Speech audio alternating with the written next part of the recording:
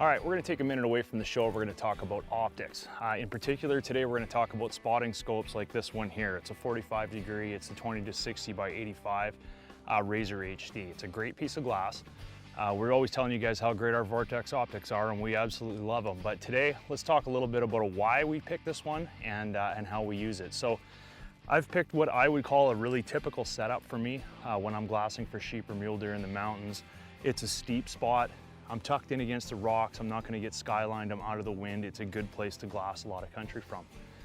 The 45 degree, I prefer them because they're a little bit more compact, tend to be a little bit shorter. And here's a big reason I really like the 45s. It's all about stability. I have this one. I've got it all set up on my Vortex tripod. I'm glassing across a valley. The ability for me to look down into the scope brings the whole tripod down, it makes it more compact, and it's easier on my neck muscles, and I can glass for a long time like this. Now, if I was gonna be glassing in extreme uphills, it actually works even better. Instead of putting this spotting scope up here so that I can glass up, and I'm craning my neck backwards, I simply just tip it back, I'm looking up in, I'm looking towards the sky, no strain, I'm able to glass for longer periods of time. The same thing happens if we're gonna go downhill, okay? I'm gonna have to reposition myself because I need to actually get above the scope to look down into it in order to look down.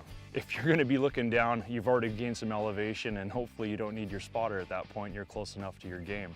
One of the drawbacks, if any, of the 45 degree is it's a little bit tougher to pick up your spot on the hill. When you're glassing with your binoculars and you pick out an animal or something you want to investigate closer with your spotting scope, instead of looking straight down the barrel to find it, what I like to do is I'll pick a point, like say this tree on the top of the ridge.